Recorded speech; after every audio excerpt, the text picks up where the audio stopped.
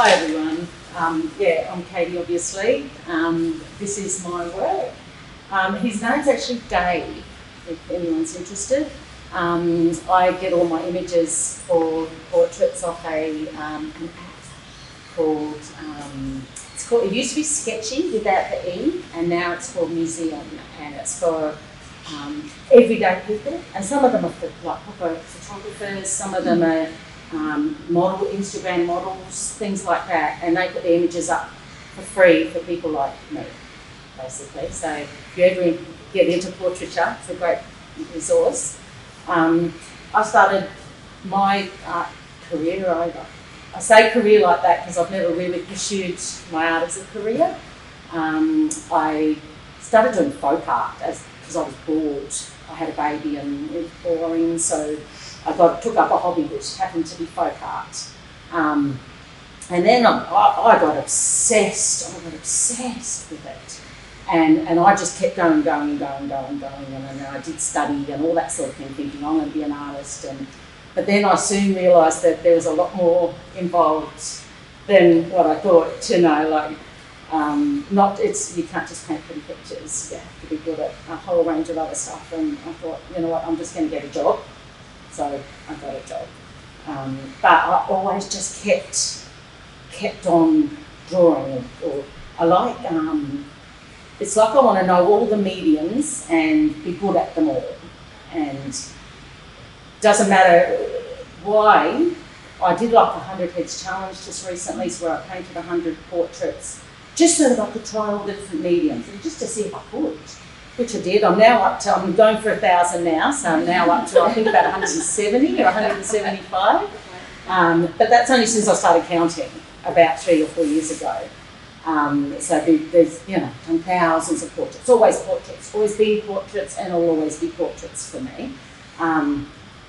With this guy, where this came about, because I tend to mix my media. It's like whatever feels right at the time, whatever's around me.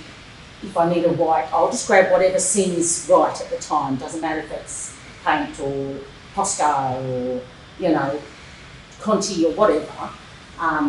So with this guy, this technique I'll use for him, the way I came up with that is I teach an after-school art class. And by the way, one of the kids in there, I was telling him about this talk, and I said, I'm a bit nervous, And the kids, one of the girls, she's 10, she told me if I put my palms out, it projects confidence. So if I do this, it's just me trying to, this is from a 10-year-old, and I'm up there going, actually that kind of works. So I've got this wonderful little class of after-school art class girls, and they're real little try-hards, but I love it, So they want to please me, and it's really quite sweet. But I'm not a teacher, so I sort of do teaching different to a teacher, where I don't try and sort of teach them anything. I try and we explore medium. So each term we will either explore. Last term was clay. This term we're doing sort of pencils, all the different pencils, like the watercolour pencils, we're just exploring them, and with that kind of shading and talk about media, and I try and use all the right terms, and it's really fun. Anyway, one term I did ink with them because I love ink. It's a beautiful medium. It is just, it's so versatile, you can do everything with ink. So I thought, I'll show them ink. I know it's very showy, so I did this thing where, I'm sure you've all done it, and you used to put the salt on it. Remember that? Like you put water down and you just drop a bit of ink on it, and it goes and spreads through the water. And it's magic. It's just magic. And then where it dries, that's where it stays, sort of thing. So I did that with the kids, and because I do portraits, I did a demo for them. So dropping it on just a face, just a random face. And so I had this face, and so I thought the next week, they don't really have to paint, you think you've got to be quite precise. And I thought they're not good enough painters yet for that. But I can teach them charcoal, and that can go over the top. So I went in and I did it on mine, and I thought, that actually looks quite good. So I did that with the kids. So that led to me doing more at home, because I thought, I like this technique, that's good. because you put the ink on. So all this sort of around here, I didn't have to put any of it on. Like whatever's there in the background stays there, and it's like half the work's done for me before I start. So with this, all I really had to put on was the eyes. I put a few lines in the hair, and then just sort of some details around here, and then I tried to leave as much as I could just being the ink. So it's a really very organic way, and I try and push it. The first time I did a little one, and I left, when I was going over with the water, I left some bits, and I really liked that look. And it's sort of, these bits here, that's just where I haven't put any of the water down. You know, it's just I've brushed over like that and missed a few bits. So I deliberately missed a few bits in this because I liked that sort of broken, cracked look about it. But I mean, I've never wanted to, I'm not the sort of artist that, you know, I'm sure there's a lot of these artists that really have something to say about the world, and they want to change things, and I love that for them, I really do. That's never been me. I just want to be good at drawing. I just want to be good at it. I want people to look at it and go, wow, you know, that makes me feel good. That's where I sort of, that's what lifts me up, you know. And if I do something and no one goes, wow, I think, oh, scrap that, I need to do the whole thing again until I get the wow factor, you know. And that's what I've been striving for all this time. But I had a bit of a trouble with this because I don't work that big normally. I thought the paper's 300 GSM, so I thought, okay, that's strong enough to take lots of water. So all of this, basically that whole shape, I just filled with water. And then I put the ink on, and off I went on my merry way, let it dry, put my chuck on. Great, love it, went to get it framed. They put the mat around it, but because I put so much water in the middle, all the paper had buckled. And I should have known that. I should have known that. It's a complete rookie's mistake.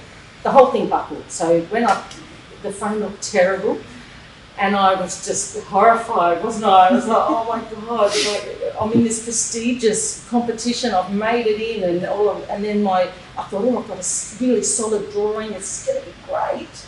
And then I get it back from the framers, and I'm just, I can't tell you how embarrassed I felt. Like, it was awful. So shout out, I rang Sam here at the Caloundra Gallery, Caloundra Framers. Sam from Caloundra Framing, just Caloundra Framers, I think it's called, isn't it? Anyway, I got onto Sam and I just said, look, this is my problem. Can you help me? And he's like, oh yeah, I'll go and have a look, you know. And he knew me from Jack, no idea who I was. So he came and he took it away. And then one day, you know, in a couple of days, I was thinking, oh, should I call him? Should I contact him? You know, like, hope it's going to be all right. And then I get a text from him saying, oh, good, all done. It's back at the gallery. Looks great. And I cannot tell you how happy I was. And so they floated it on there. It's still not ideal. I've learned a lesson. I need to, they call it stretching. They call it stretching the paper. Any watercolour artist or ink artist knows that, and I knew that, and I just didn't do it, basically. Anyway, so I stuck up a bit. But, so I'm quite proud of him. I think I will continue a little bit more of this style, but then I'll get bored with it, and I will try something different, and I'll do something new after that. So that's where I'm going to go. Does anyone have any questions or anything? I just want to add, the slight buckling anyway kind of, to me, like, it kind of adds aesthetic, because it kind of goes with the unpredictability. I think it looks good. Yeah, oh, thanks. And it's funny because one of my friends said that to me. She said, you know, like, if you'd known that was going to be like that, you could have almost written that into your artist statement. You know, like a happy accident. Yeah. No, I did it on purpose, you know, like buckling's all part of it sort of thing. Yeah, and you're right, the whole thing's sort of a little bit awash. Yeah. I like that and I always think every time I start a drawing, and if it looks a little bit too perfect, I'll then go over it really hard with charcoal or oil my fingers or something like that, because the whole joy is fixing it. If it's not broken, you can't fix it. And you having like a beautifully drawn, like hyper-realistic artwork. It's beautiful and it's a skill in itself. But that's not what I want to have it look like something, that it's an artwork, but it's a sort of real but not real, and otherwise you can look at the photo. It's about breaking it up a little bit for me, and once it's broken, I can fix it. Makes it like, it adds to that feeling of it looks alive. Yeah. Like it's lived kind of thing. Yeah. And at the opening night, the amount of people who said to me, he looks like my Uncle Kevin. He looks like my husband's friend Doug. He looked like, everyone knows someone who looks like Doug. And is Dave a real person? Yeah, he is a real person. He's not a model or anything like that. There's quite a few sort of Instagram models, especially ones with beards. Artists who love doing beards. But this guy, he's on that sketchy app I was telling you about. I've drawn him twice. It's not the second time I've drawn him. But he's only got like about 6 pictures, I think, on his page. And they're Tim with his wife and the dog, and he's an American dude. And then there's this one picture, is this one, and he's looking into the camera, and I just love it, hey, like it's just such a good, and like at your opening night, that you've got the podium here, and there's Michael, who's my boss, by the way, and he's talking to everyone and talking about, the importance of this and all this serious stuff, and there's my guy in the background just going, really? All the videos, all you can see is him like looking quizzically at the camera, sort of thing. Perfectly juxtaposed. Yeah.